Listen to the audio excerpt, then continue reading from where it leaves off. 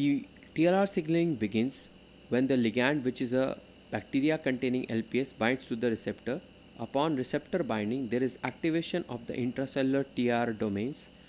These domains then recruit an adapter protein MYD88, and the recruitment of MYD88 in turn recruits two other kinases, IRAK4 and IRAK1.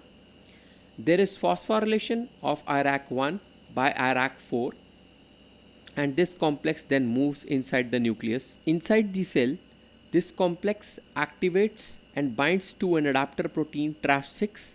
Upon TRAF6 binding, IRAK1 dissociates from IRAK4 and instead binds to a large protein complex called the TAC1 complex. The TAC1 gets activated and it dissociates from the complex.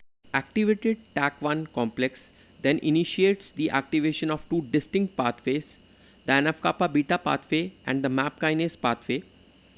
There is activation of a protein known as inhibitor of kappa kinase and MAP kinase.